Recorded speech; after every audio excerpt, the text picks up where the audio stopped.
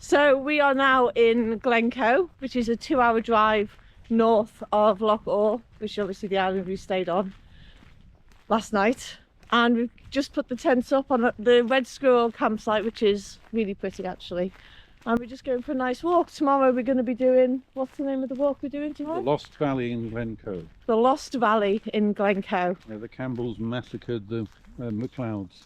There we are, yes.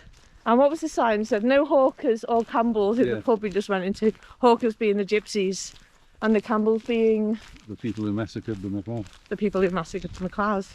I mean, is that like a family or...? Yes, clans. Clan. So the local clan here was the MacLeods, and there was a thing that you gave hospitality. So the Campbells came and were hospitable with them and drinking and eating for 3 days, and then woke up early in the morning on the third day and massacred them all. Sort of like the Red Wedding? Yes. That's a Game of Thrones reference. Yeah, so we're just having a lovely walk down by the lake. Lochen. Sorry, we're having a lovely walk down by the Lochen, not the lake, because we're in Scotland and there's only one lake in Scotland, and that was because it was owned by some British people and everyone kept taking the mick out of them, calling the lake that they owned a lake as opposed to a loch, and it stuck, I guess. So there's only one lake in Scotland, just like there's only one lake in the Lake District. So yeah, it's very beautiful around here actually, nice and peaceful, nice and quiet.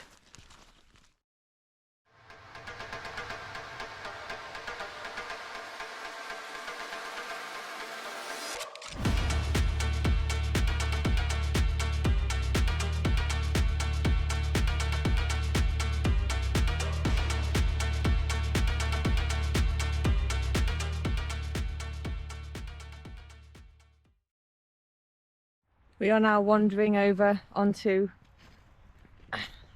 another little island, just crossing the stream. There's loads of rocks in it and stuff.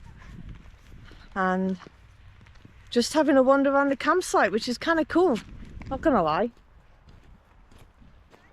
Loads of stuff going on. One guy had a barbecue going on, he had a chess set, he was playing the banjo, all sorts of stuff. So yeah, nice chill.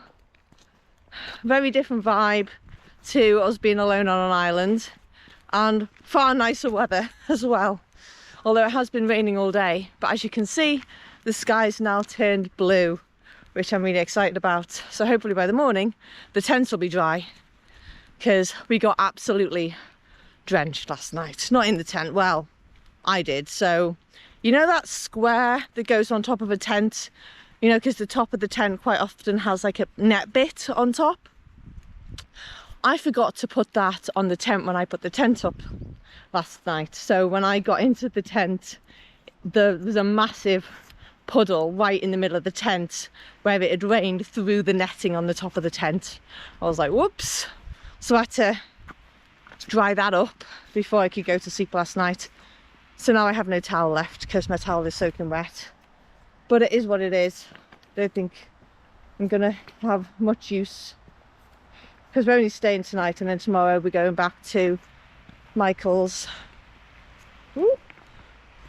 So yeah, ooh, ooh. The views are absolutely stunning. Absolutely stunning, look at that. Definitely worth a visit to Glencoe, guys.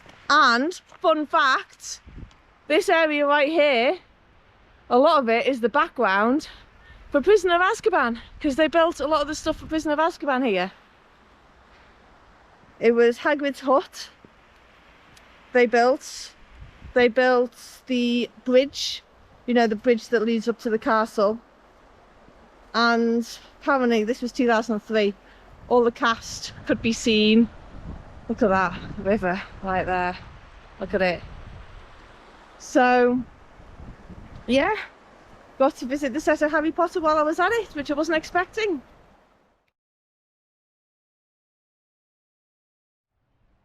Look at that. -4 degrees and there's ice on the tent. It was absolutely freezing last night. Not even joking. It was absolutely freezing last night, but by the looks of things, the ice has melted from the tent. It's still a bit nippy now. I mean, it's only just gone into like, I think it's like +3 degrees. It was -4 last night. Woke up a few times because of how cold it was. But we're going for this walk today up the Lost Valley. So looking forward to that. We're going to pack up the tents, say goodbye to the campsite, and continue on our next set of adventures. Hurrah! Right next to the tent.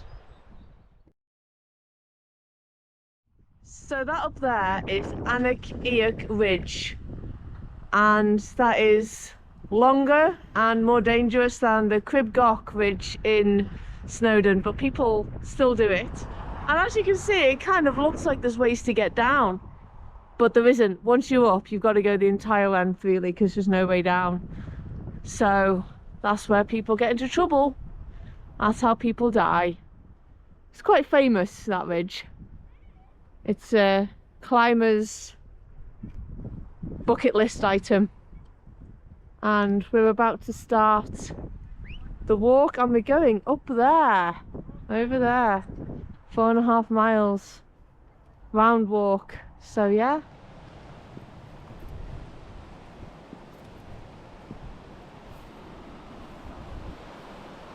God, imagine getting an inversion injury all the way up there. Look at that.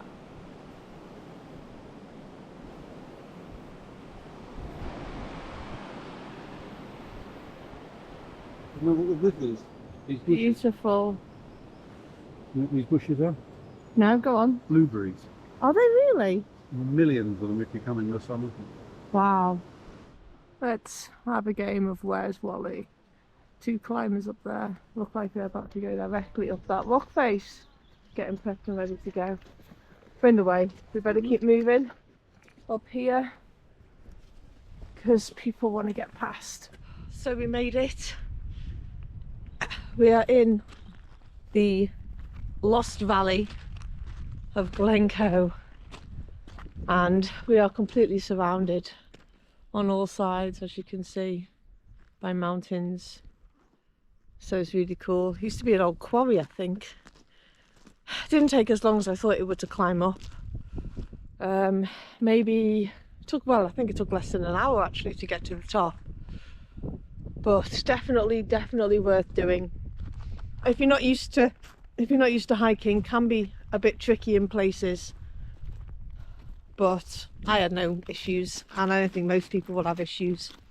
So if you're ever in the area, definitely worth doing. The views are just absolutely spectacular. There's a waterfall halfway up that you can sort of fill your water bottle with and stuff like that.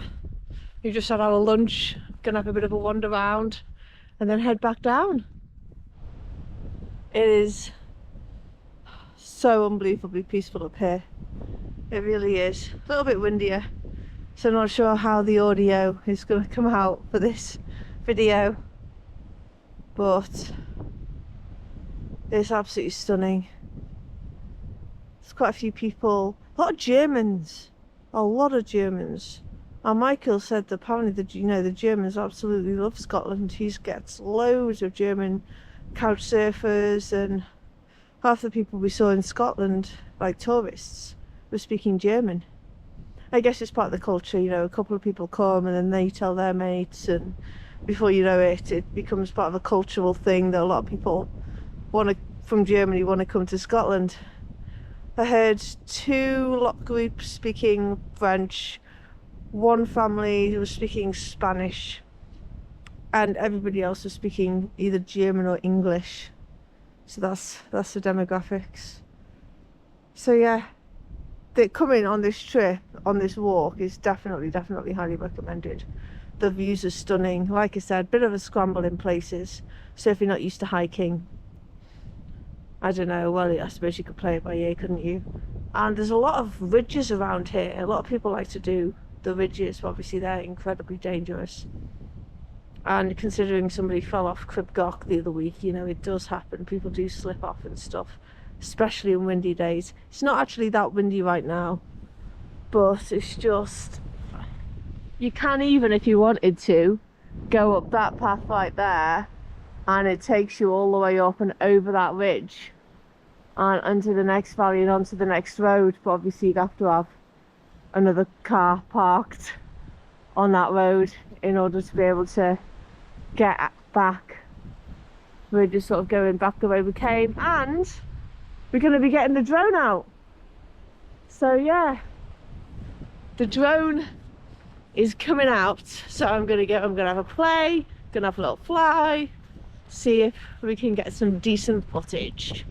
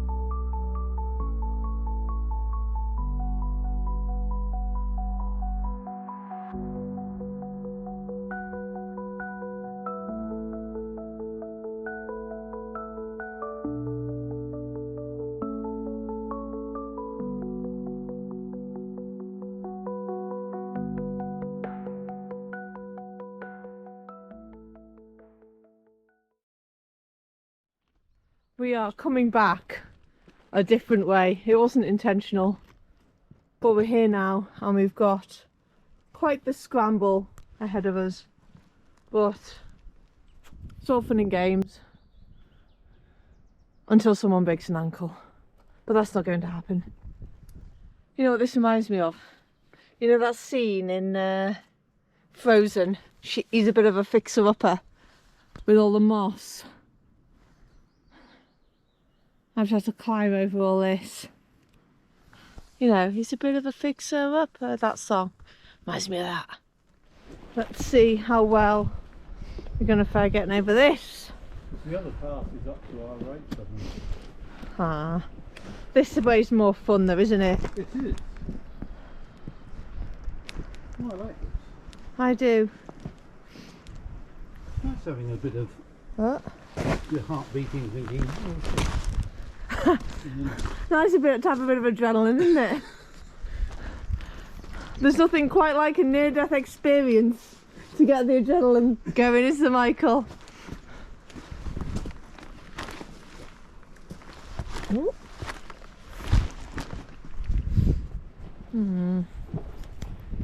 Okay.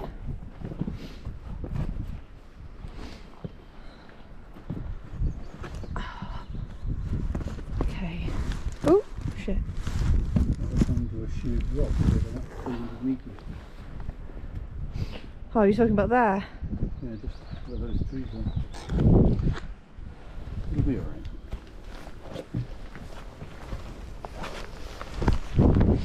It'll be fine. We'll figure it out. What's the worst that can happen? What is the worst that can happen? The air Rambo comes out, but I think that's about it.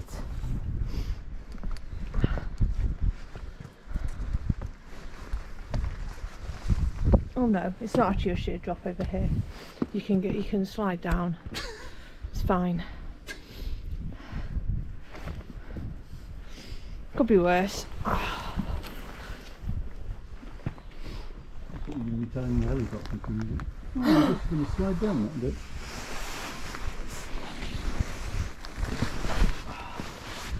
Yeah, easy.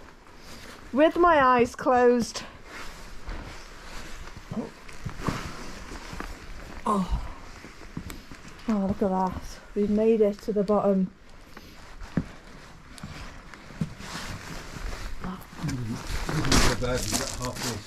Huh. But then that happens.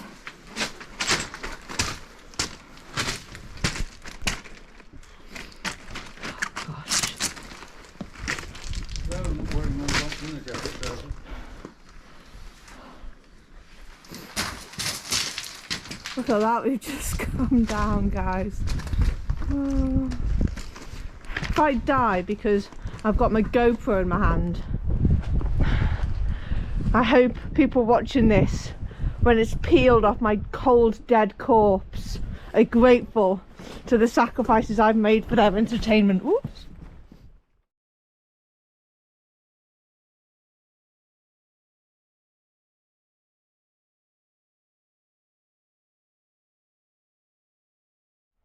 Think we've found the path again. It's a path. A path, whether it's the path is a different question. But we have just come from that direction. That was fun, I had fun. I do like a little bouldering session. And there was a cave. There's a cave down there that I explored. Then I faked my own death. That was fun.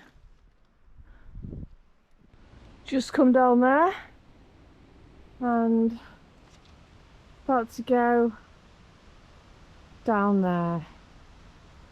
Stunning views all around.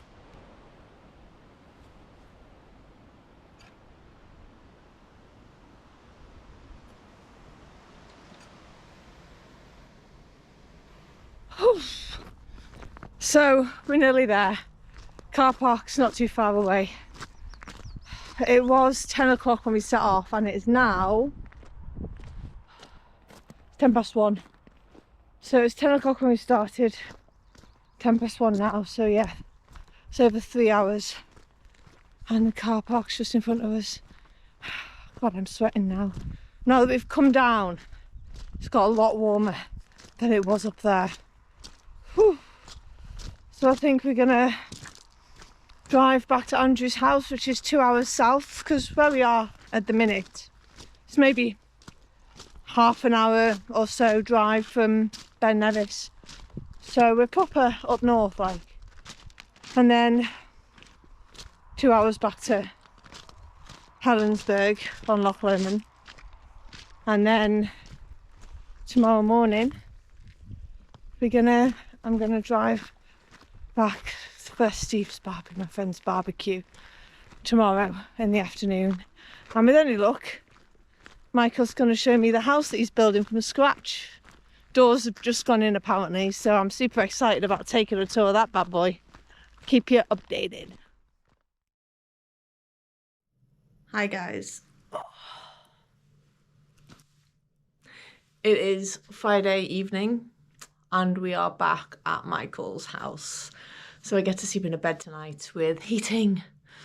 Oh my God. I woke up this morning, obviously, as you are aware by now, with frost on the tent. It was so unbelievably cold. I wanted to go for a wee in the middle of the night, but I didn't because I didn't want to get up and leave my sleeping bag because I knew it would take forever to warm up again. But it was actually, the weather was lovely for that walk we did. The Loch Valley in Glencoe was absolutely stunning. Really nice weather. And the minute we got back in the car to do the 2 hours drive south back to Helensburgh, Loch Lomond, to Michael's place for tonight, and it started raining again. So we got the timing perfect. Went to visit his house that he's building, and now we're back. We're just gonna have a chill night. Maybe to get some fish and chips, something like that. And then tomorrow morning I'm gonna get up bright and early and drive 4.5 hours back to Merseyside. Well, I say Merseyside. I'm going direct to Greater Manchester to Bury for my friend's barbecue tomorrow afternoon. And then, yeah, it's been a really nice couple of days. Definitely want to do something like this again for sure. I think we're going to do one of the Outer Hebrides Islands at some point as well. Exciting times. And it's also worth commenting that it was really nice to actually get in a hot shower. I'm in my Oodie, my Harry Potter Oodie, which is, you know, the lifesaver that is, dead comfy. So it's just going to have a really nice, chill, comfy night, watch a movie, no hassle, no frost on tents, no having to dry the bottom, you know, the inside of your tent with the towel, because I forgot to put the plastic covering on top of the tent, so water got in. None of that. Just a nice, chill, relax until our next adventure, in which we're probably going to be doing all over again.